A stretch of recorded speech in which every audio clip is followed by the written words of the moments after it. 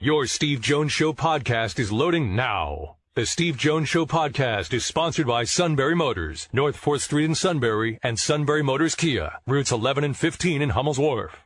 Guy never panics. He's just fabulous at what he does. One of the best in the business, who gets now to call the next step the National League Championship Series. That is Scott Franzke.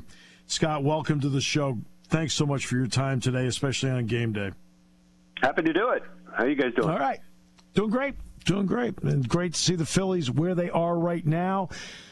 I have to ask you, what was in the moment, what was the Rhys Hoskins? I was sitting in Ann Arbor getting ready to do the Penn State-Michigan game on Friday, so I'm watching with a group of people when he spiked the bat. What was that moment like for you?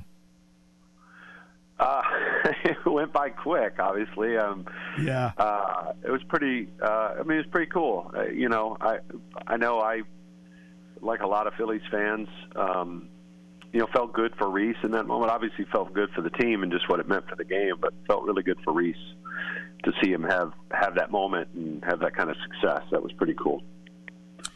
In a long season, there are moments where you're rolling along. There are moments where you're not. Why are they rolling along now when it counts? It's a really good question. I mean, it could just be dumb luck, right? Harper's been swinging the bat better. I think it makes such a difference in the lineup. I think, I keep going back to something that Rob Thompson had been telling me for, about a month. And he was a pretty firm believer in the idea that if his team got into the playoffs, that they would play pretty well. And he said that because he felt like, the real hump to get over was just getting in. And that would relieve a lot of the tension. And he feels like this is a team that's got a lot of talent, and when they play tension-free, they're the best version of themselves. And I think he had an inkling all along that they were going to play pretty well. It didn't mean they were going to win, but he had a pretty good idea that they were going to play well once they got to October, if they could only get in, which obviously it wasn't the most impressive march to the playoffs, right? Right. But they did get in, and now we're seeing a team that's relaxed and healthy and kind of lined up how they want it. Which goes to the next part. You said how they're lined up.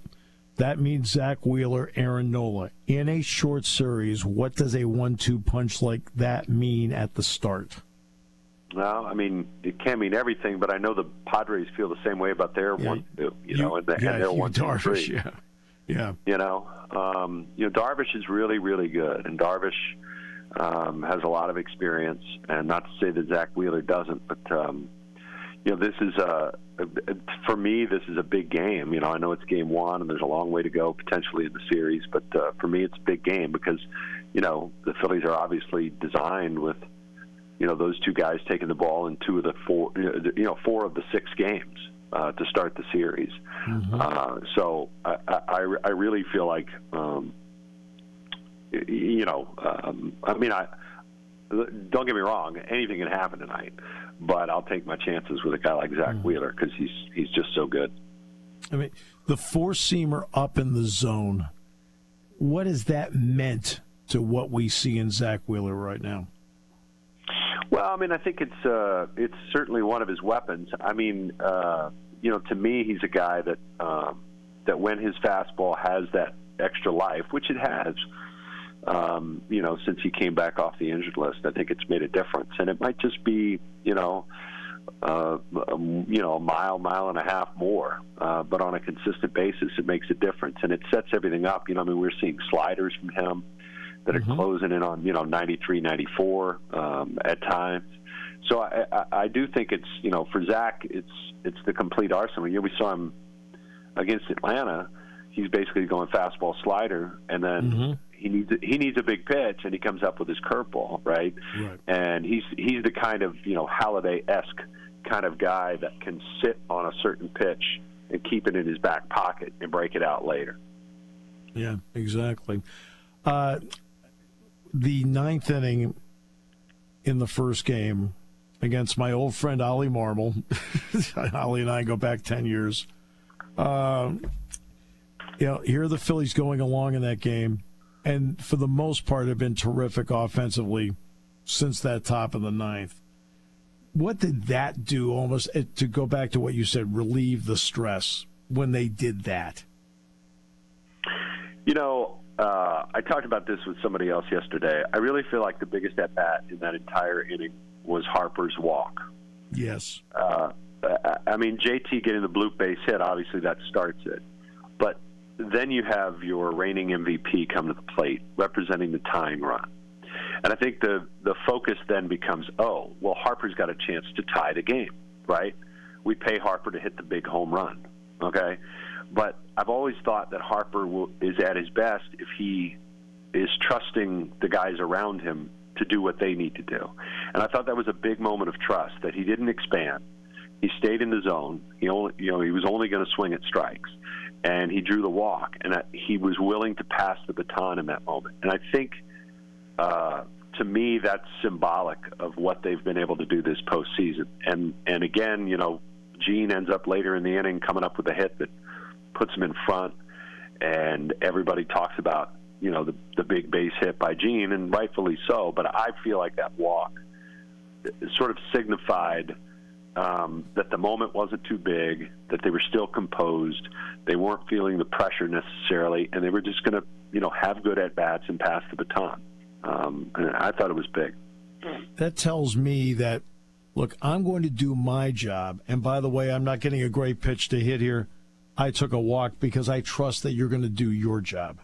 Right. And I think that means a lot. Yeah, and I think it means a lot when it's coming from that guy, right? Yes, because no doubt everybody expects him to be the man. And, I said this to someone a month ago. I said, he is such a good baseball player. He's better than almost every baseball player every time there's a game played that he's involved in, right? He's always one of the top 1, 2, 3 best players on the field. Mm-hmm. And that means that he can just be a guy and still be better than the average bear. And I feel like if he's just a guy, he will end up being the man. And I think we're seeing those numbers right now. Yep, we're seeing those numbers. And I know, obviously, statistically not the greatest series against Atlanta for Kyle Schwarber, but Schwarber's had big World Series hits. He had big hits for the Red Sox last year. What does his presence mean in the clubhouse and his presence mean in a series like this? Well, his presence has been felt all season. There's no doubt. And part of that presence is really amplified when things are going poorly, because I think he's a guy that has sort of helped them understand that, look, we move on. We move on to the next game. And as long as we're still alive and still playing, we have a next game that matters more than this one that we just lost, because we can't do anything about the one we just lost. It's over. Mm-hmm. So I do think that in that sense, his presence has been felt all season long. I think he's been a calming influence on younger players. I think he's been an inclusive player in the clubhouse. He's made sure that everyone feels a part of everything, and that goes a long way, especially for a young player to feel comfortable and to feel like they're welcome and to feel like they're a part of it. And Kyle has a lot to do with that. Your thoughts on bullpen usage, how they performed, and how Robbie's used them? Yeah, I don't think there's been too many surprises. I think he's going to continue to ride Jose Alvarado. Yep. We're going to see Alvarado a lot against Soto, Machado, that stretch of the lineup from the Padres. And I think it will be interesting to see, if the series goes 6, if the series goes 7, and you get to a situation where you're playing 5 days in a row, and how much you can ride that bullpen. You know what I mean? It's going to be a chess match for managers who want, maybe you're down a run, right? But you want to keep the game close so you have a chance to come back and win it. Well, do you use your top guy? Do you use Alvarado? And then he might not be available, 2 days later when you have a 1-run lead. So I think it's going to be interesting to see how the managers protect, because I think both managers, Bob Melvin for the Padres as well, they've obviously pared down the number of guys they want to use. And if the Padres can get a good start and get, Suarez, Garcia, and Hader into the game, then that's what they're going to try to do. They're going to try to stick to that. Your thoughts on San Diego? A lot was expected when the season began, but that also was going to include Fernando Tatis Jr., which now, of course, it does not. Your thoughts on a team that won 89 and how they're playing now? Yeah, very similar to the Phillies. A team that has flaws, no doubt. A team that's had struggles, ups and downs, injuries. You think, the Phillies won the season series against the Padres, but they played one series without Manny Machado. Machado only played in 3 of the games against the Phillies. Again, this is a team that is hot. This is a team that is feeling uber confident, just like the Phillies. They just beat their arch rival and their biggest nemesis on the planet in the Dodgers. Yes. Mm-hmm. That is everything for this franchise. That's what they've talked about for years. That's why they went out and made trades for Musgrove and Darvish and, signed Machado and made the deal for Soto. It was all pointing to stopping the Dodgers. And, the one thing I wonder is that will there be a little bit of a letdown for them? The fact that they've sort of conquered their demons, so to speak. And if that was their main goal, was to beat the Dodgers, do they let up? Do they have any kind of different mentality going into this series? I don't know that. I don't know them well enough to speak to their personalities. But, I think it's a team that's, again, super confident because they're feeling themselves right now just like the Phillies are. One final question, if you don't mind, because I know you've got the game coming up, and that deals with the crowd in Philadelphia at Citizens Bank Park. What the influence that they have on the game, and what do you think they have meant to elevated performance of everybody around them because of the emotion? Yeah, I mean, those are things that are always pretty hard to quantify. I guess if I had to guess, I would say that it certainly amped guys up. But any player, whether it's that they're amped up because their crowd is behind them, or that they're nervous because the crowd is against them, whatever the case might be, the best players handle it because you can't necessarily play your best when you're worried about one way or the other. So in general terms, I think the teams that block it out usually do the best. But, I think it was eye-opening for players. I really do. And I think that was because none of them had ever seen it. They had walked across the street and seen football games at the Link and wondered when that was going to happen for them. And, I think it would be foolish to think it didn't have some effect on the play of the Phillies. I don't think it intimidated the Atlanta Braves, but I have to believe it gave the Phillies a bit of a boost, just confidence-wise, adrenaline-wise, all those things, to see the ballpark like that for the first time ever.